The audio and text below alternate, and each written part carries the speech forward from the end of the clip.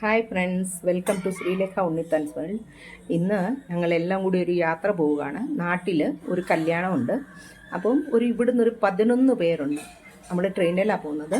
ആ ട്രെയിനിൽ പോകുമ്പം വേണ്ടി കഴിക്കാനുള്ള സാധനങ്ങളൊക്കെ നമ്മൾ പാക്ക് ചെയ്ത് കൊണ്ടുവന്നു. ട്രെയിനിൽ ചിലപ്പം നല്ല ഫുഡൊന്നും കിട്ടിയെന്ന് വരില്ല. അപ്പോൾ ചപ്പാത്തി എടുക്കുന്നുണ്ട്, ഇഡ്ഡലി എടുക്കുന്നുണ്ട്. അപ്പോൾ ഇതിന് രണ്ടിനും കൂടെ നമുക്ക് കഴിക്കാൻ പറ്റുന്ന ഒരു ചട്നി, അതിന് തക്കാളിത്തൊക്കെന്നാണ് പറയുന്നത്. തക്കാളിത്തൊക്കാണ് ഞാൻ ഇവിടെ ഉണ്ടാക്കിയെടുക്കാൻ പോകുന്നത്. ഇത് 3-4 ദിവസം കേടുകൂടാതിരിക്കും. ഫ്രിഡ്ജിൽ വെച്ചാൽ 15 ദിവസത്തിൽ കൂടുതലിരിക്കും.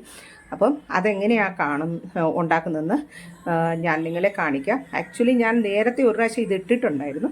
എന്നാലും അത് കാണാത്തവർക്ക് വേണ്ടി ഒന്നുകൂടെ കാണിച്ചു തരുന്നതായിരിക്കും. നമ്മൾ തക്കാളിത്തൊക്കെ ഉണ്ടാക്കാൻ വേണ്ടിയിട്ട് ഒരു കടയിലൊരു 1.5 ടേബിൾ സ്പൂണ് എണ്ണ ഒഴിച്ചിട്ടുണ്ട്.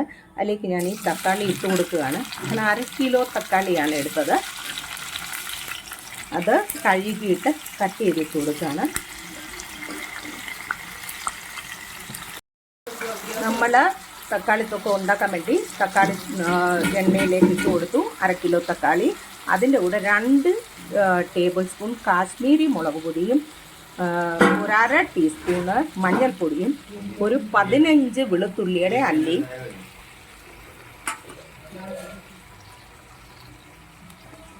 അതിൻ്റെ കൂടെ ഒരു നെല്ലിക്ക വലിപ്പത്തിലുള്ള പുളി. അത് നമ്മൾ ചൂടുവെള്ളത്തിലിട്ട് അതിൻ്റെ വെള്ളമായിട്ട് അതുകൂടെ നമുക്ക് ഇതിലേക്ക് ഒഴിച്ചു കൊടുക്കാം. ഇതിനി നന്നായിട്ടൊന്ന് ഇളക്കിയിട്ട് ഇത് നന്നായിട്ടൊന്ന് വെന്ത് വരണം.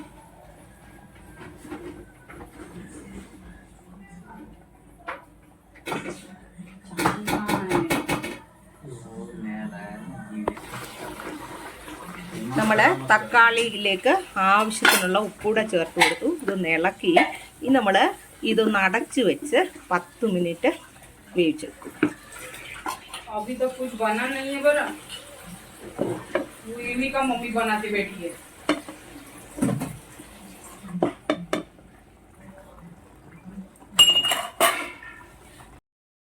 ടൊമാറ്റോ ഒക്കെ നന്നായിട്ട് വെന്ത് വന്നിട്ടുണ്ട്.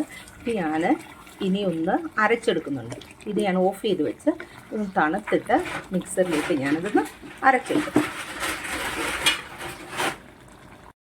തക്കാളിത്തൊക്കെ ഉണ്ടാക്കാൻ വേണ്ടിയിട്ട് നമ്മൾ കടയിൽ എണ്ണ വെച്ചു. എണ്ണയിലേക്ക് കടുക് ഇട്ട് കൊടുക്കുകയാണ്.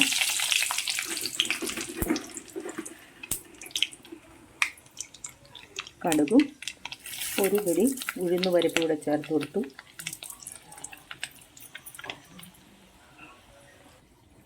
ഇതിൻ്റെ കൂടെ തന്നെ നമ്മൾ മുളക് ഒരു 2 മുളക് കൂടി ഇട്ട് കൊടുത്തു.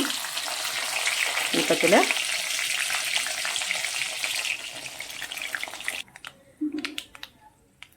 നമ്മുടെ കടുകൊക്കെ പൊട്ടി വന്നു, ഉഴുന്ന് പരിപ്പൊക്കെ മൂത്ത് വന്നു. അതിലേക്ക് ഞാൻ അല്പം കറിവേപ്പില ഇട്ട് കൊടുക്കുക. ഗ്യാസ് ഒന്ന് കുറച്ചു.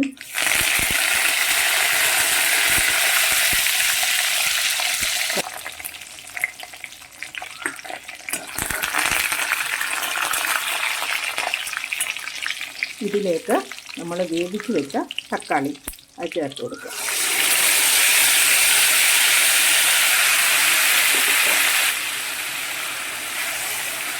ഇത് നന്നായിട്ട് എണ്ണയിൽ കിടന്ന് ഒരു 5-6 മിനിറ്റ് വഴന്നു വരണം. ഇത് ഒരിക്കലും ചീത്തയാകത്തില്ല. നമ്മൾ ട്രാവലിങ്ങിലൊക്കെ പോയാൽ 4-5 ദിവസമൊക്കെ ഇരിക്കും. അതിൽ കൂടുതലിരിക്കും. ഫ്രിഡ്ജിൽ വെച്ചാൽ നമുക്ക് ഒരു 10-15 ദിവസമൊക്കെ നമുക്ക് കഴിക്കാൻ പറ്റും. ഇത് നമുക്ക് ചപ്പാത്തിയുടെ കൂടെയോ അല്ലെങ്കിൽ എന്താ പറയുക, ഇഡ്ഡലിയുടെ കൂടെയോ നാരങ്ങ റൈസിൻ്റെ കൂടെയോ എന്തിൻ്റെ കൂടെ വേണേൽ കഴിക്കാം. ഞാൻ അല്പം കായപ്പൊടി കൂടെ ചേർത്ത് കൊടുക്കുകയാണ്.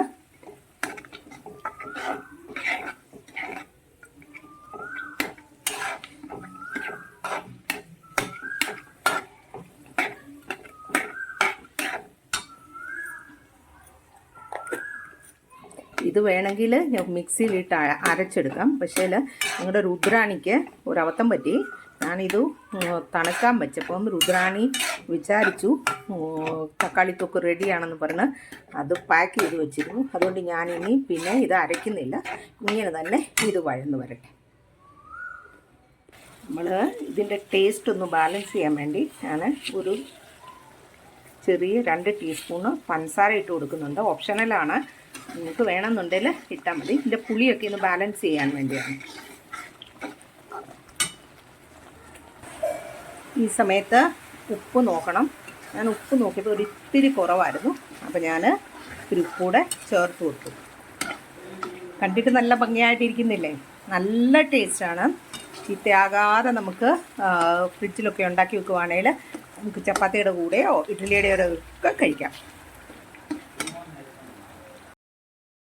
നമ്മുടെ തക്കാളി തൊക്ക് റെഡിയായിട്ട് വന്നിട്ടുണ്ട്. കണ്ടില്ലേ?